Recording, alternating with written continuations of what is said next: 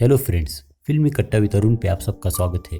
आज हम बात करने वाले हैं web series Viking season 1 episode 2 के बारे में। पिछले एपिसोड में हमने देखा था कि रैग्नर बादशाह को पश्चिम जाने की बात कहता है, लेकिन हेरोल्डसन रैग्नर पर चिल्लाते हुए उसे मना कर देता है। अब रैग्नर अपने भाई रोलो और फ्लोकी को साथ मिलाकर पश्चिम की ओर जाने की तैयारियों में लग जाता है और ये खबर बादशाह का जासूस बादशाह तक पहुंचा देता है। और इसी के साथ ये एपिसोड शुरू होता है। तो आपका ज्यादा समय न लेते हुए लौटते हैं कहानी की ओर। रैग्नर लैथब्रुक अपने भाई रोलो को लेकर एरिक, जो कि रैग्नर का दोस्त होता है, उसके यहाँ जाता है। एरिक ने वहां पर कैटेगेट के कुछ चुनिंदा योद्धाओं को बुलाया होता है ताकि रैग्नर उनसे पश्चिम में जाने की बात कर सके। और इस मुलाकात को बादशाह से खुफिया रखने के लिए उन सब ने अपने पवित्र कड़ी की कसम खाई होती है।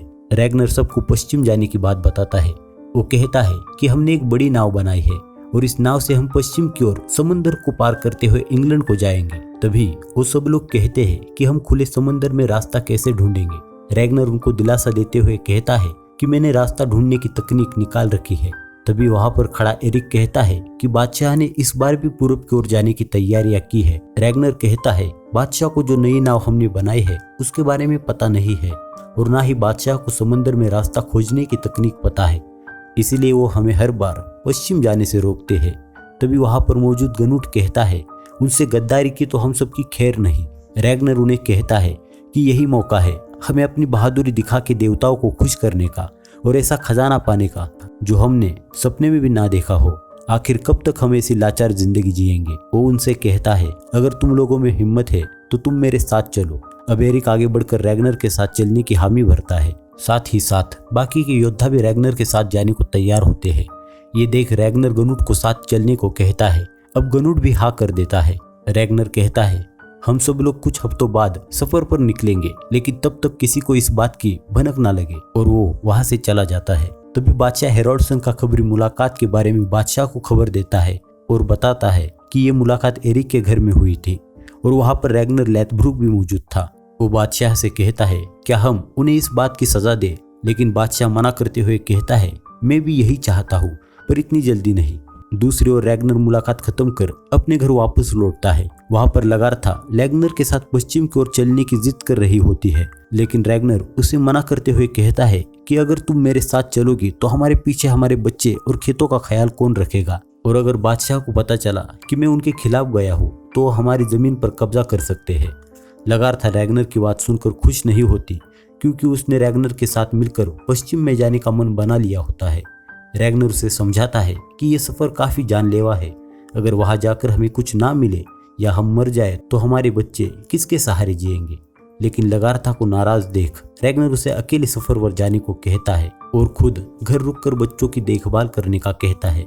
दूसरे सीन में बादशाह का खबरी ओलाफ को महारानी सिगी के ऊपर बुरी नजर डालने के कारण हेरोल्डसन उसे जान से मारने की सजा देता है। दूसरी ओर लगार्था पश्चिम जाने की अपनी जिद की वजह से रैग्नर से लड़ाई करती है और रैग्नर को उसके साथ लड़ने को कहती है और वो दोनों लड़ाई करने लगते हैं। तभी वहां पर बियोन आके उन्हें रोक लेता है। दूसरी ओर सिगी हेरोल्डसन को जो गद्दार रैग्नर का साथ दे रहे हैं उन्हें मारने को कहती है। बादशाह को भी इस बात में दम लगता है, क्योंकि उसके भरोसे के साथ ही अब रैग्नर के साथ जुड़ रहे थे। आखिरकार वाइकिंग्स के जिंदगी का वो ऐतिहासिक दिन आ जाता है जहां वो पहली बार पश्चिम की ओर जाने के लिए तैयारी कर रहे होते हैं। वहां रैग्नर परेशान हो रहा होता है क्योंकि उसकी नाव का लंगर अभी तक नहीं आया होता और गनुट के भी ना आने पर उसे परेशानी हो रही होती है। तभी फ्लोकी ने जिसे लंगर लाने को कहा था वो आ जाता है। अब सब नाव पर अपना अपना सामान जमा करने लग जाते हैं। वही फ्लोकी देवताओं की पूजा कर सफर के लिए तैयार होता है। नाव पर ढाले पानी पीने का सामान, सफर में खाने की सब चीजें रख अब वो सफर पर निकलने को तैयार हो जाते हैं और अब वो अपने पश्चिम के सफर पर निकलते हैं। तभी सीन शिफ्ट होता है बादशाह के कमरे में, जहां गनुट रैग्नर को धोखा देकर हेरोल्डसन को उनके सफर पर निकलने की खबर देता है। असल में गनुट हेरोल्डसन का चचेरा भाई होता है। वो बादशाह से कहता है अगर रैग्नर की बात सही निकली तो, लेकिन हेरोल्डसन चिल्लाते हुए कहता है कि पश्चिम में कोई जमीन नहीं है और वो उसे वहां से जाने को कहता है। दूसरी ओर समंदर में सूरज के सिर पर आते ही रोलो रैग्नर को दिशा सूचक निकालने को कहता है। रैग्नर अब दिशा सूचक निकाल वो कौन सी दिशा में जा रहे हैं ये पता लगा लेता है। वो सही दिशा में जा रहे देख रैग्नर को खुशी होती है। दूसरी ओर लगार्था अपने बेटे और बेटी को समंदर की कहानियां सुना रही होती है। अब रात होती है, नाव में सब लोग सो जाते हैं। लेकिन रैग्नर नहीं सोता क्योंकि उसके सामने सिर्फ पश्चिमी देशों के ख्याल आ रहे होते हैं। दूसरे दिन समंदर में तूफान तेजी पर होता है। आसमान में घने बादल मंडरा रहे होते हैं। ये देख रैग्नर फ्लोकी को नाव का पाल नीचे खींचने को कहता है। फ्लोकी सबको चक्कू जोर से चलाने और पाल नीचे खींचने को कहता है क्योंकि अब समंदर में तेज हवाएं और लहरें बढ़ रही होती है। अब वो टेंट को नाव के ऊपर ओढ़ लेते हैं जो उन्होंने बारिश से बचने के लिए बनाया होता है। अब समंदर में भयानक लहरें चल रही होती है। अब सीन शिफ्ट होता है Lindisfarne Manchester kingdom of Northumbria England में, जहां हमें चर्च दिखाया जाता है और साथ ही बहुत सारे पादरी जो लिखने का काम कर रहे होते हैं। दूसरी ओर तूफानों की वजह से फ्लोकी को डरा देख रैग्नर उसे हौसला देता है। यहाँ पर रोलो थॉर के हथौड़ी की वजह से ये तूफान बढ़ने की बात कहता है क्योंकि थॉर तूफान का देवता होता है। लेकिन फ्लोकी कहता है हाँ सच में थॉर के हथौड़े का ही वार है, तभी तो बिजली इतनी जोरों से चमक रही है। लेकिन वो कहता है थॉर भला हमसे क्यों नाराज होंगे, हमने उनका क्या बिगाड़ा है। अब फ्लोकी सबको हौसला देते हुए कहता है थॉर तो जश्न मना रहे हैं, वो सबको खबर दे रहे हैं कि वो हमारी नाव नहीं डुबाएंगे क्योंकि ये मेरी नाव उनको बहुत पसंद है। फ्लोकी को कुछ ज्यादा ही उत्साही देख रैग्नर उससे बैठने को कहता है क्योंकि फ्लोकी को तैरना नहीं आता। वही नॉर्थ एम्ब्रिया की चर्च में कुछ पादरी इस भयंकर तूफान को देख पादरी एथेल्स्टेन से इस तूफान का मतलब पूछते हैं।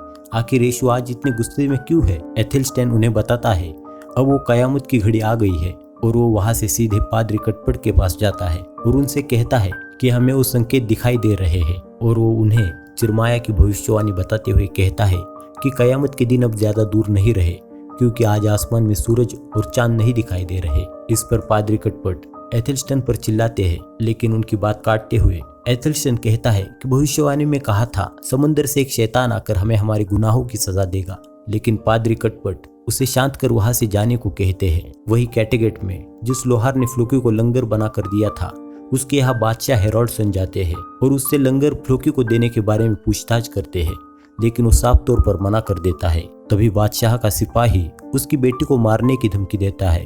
ये देख वो लोहार मान जाता है कि उसी ने रैग्नर की मदद की थी। हेरोल्डसन उसके हाथ में जो हथौड़ा है उसे नीचे रखने को कहते हैं और उसके सिपाही उसे पकड़कर मार देते हैं। दूसरी ओर समुद्र में तूफान शांत हुआ होता है, लेकिन अभी भी आसमान में बादल छाए होते हैं, जिसकी वजह से रैग्नर अपने दिशादर्शक और पारदर्शक पत्थर के होते हुए भी दिशा खोज नहीं पा रहा था। इस बात से वो मायूस हो जाता है। तभी चक्कू चलाते हुए रैग्नर का एक साथी पश्चिम में कोई भी जमीन नहीं है और हम किसी भी नए देश नहीं पहुंचने वाले, आगे सिर्फ समंदर ही समंदर है और हमें रैग्नर ने बेवकूफ बनाया है, ऐसी बातें करने लगता है।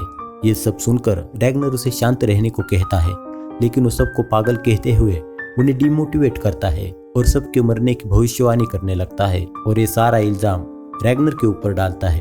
अब रैग्नर गुस्से में आकर अपने चाकू के सहारे उसे मार डालता है। अब सब रैग्नर की ओर देखते हैं। रैग्नर कौवों को छोड़ने का आदेश देता है क्योंकि अगर आगे जमीन है तो कौवे वापस नहीं आएंगे और अगर कौवे वापस आ गए तो समझ जाना कि आगे जमीन नहीं है। रोलो कौवों को छोड़ देता है। कुछ देर बाद कुछ पंछियों की आवाज सुनाई देती है। रोलो कहता है पंछी वापस आ गए, मतलब आगे कोई जमीन नहीं है। लेकिन तभी उन्हें पता चलता है कि ये उन्होंने छोड़े हुए कौवे ना होकर समुद्री पंछी है और इस बात से सब लोग खुश हो जाते हैं क्योंकि उन्हें पता होता है कि अब सामने जमीन है। रैग्नर चक्कू को जोर से चलाने को कहता है। तभी रैग्नर को कोहरे के बीच से जमीन दिखाई देती है। वही सीन शिफ्ट होता है नॉर्थ एम्ब्रिया के चर्च में, जहां एथेल्स्टन और उसके साथी पादरी वहां प्रेयर कर रहे होते हैं। एक पादरी समुद्र किनारे गया होता है।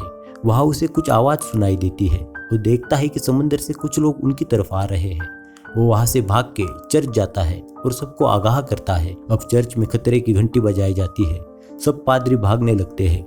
ये देख पादरी कटपट एथेल्स्टन से पूछते हैं आखिर क्या हुआ है। एथेल्स्टन बताता है कि शैतान यहाँ आ गए हैं इस जगह को बर्बाद करने। पादरी कटपट अब सारे दरवाजे बंद करने का आदेश देते हैं और सबको अंदर रहने की हिदायत देते हैं। वही रैग्नर और उसके साथियों को पता चलता है कि पश्चिमी लोगों को उनके आने की खबर लग चुकी है और सब लोग अपने आप को तैयार कर लेते हैं। रैग्नर उनको वार्न करता है कि कोई भी अपनी जान की कुर्बानी नहीं देगा और ना ही देवताओं को खुश करने के लिए अपनी जान की कुर्बानी देगा और सब साथ रहेंगे। अब वाइकिंग्स नाव को समुद्र किनारे खड़ा कर चर्च की ओर बढ़ते हैं। वही चर्च में सब लोग डर के मारे छुपने लगते हैं। रैग्नर दूर से चर्च को देख खुश होता है क्योंकि आखिरकार वो पश्चिम में आया होता है। चर्च का दरवाजा बंद देख रोलो बाकियों से उसे तोड़ने को कहता है। चर्च के अंदर सब लोग डरकर यीशु से प्रार्थना करने में लग जाते हैं। रैगनर उसके साथी दरवाजा तोड़ अंदर आते हैं, लेकिन वहां उन्हें कोई दिखाई नहीं देता। तब रैगनर की नजर एक दरवाजे पर पड़ती है। जैसे ही वो दरवाजा तोड़ अंदर पहुंचता है, सब लोग डर जाते हैं। पादरी कटपट प्रार्थना कर रहे होते हैं, लेकिन रोलो उन्हें मार देता है।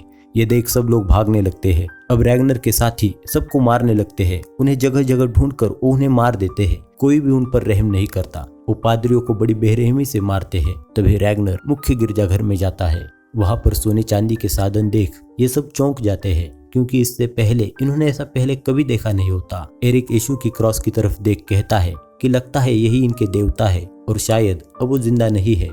तभी रैगनर को कुछ आवाज सुनाई देती है और डेस्क के पीछे जाके देखता है। तब वहां पर उसे एथेल्स्टन मिलता है। एथेल्स्टन उसे ना मारने के लिए रैगनर को देवता ओडिन की कसम देता है। ये सुनकर रैगनर पूछता है कि तुम्हें हमारे देवताओं के बारे में कैसे पता है। एथेल्स्टन बताता है कि ईश्वर का प्रचार करने के लिए हम कई सारी जगह गए हैं, और वो रैगनर से रहम की भीख मांगता है। रैगनर एथेल्स्टन के हाथों में किताब देख पूछता है, यहाँ पर इतना सारा खजाना होने के बावजूद तुम इसे बचाना चाहते हो, आखिर क्यों?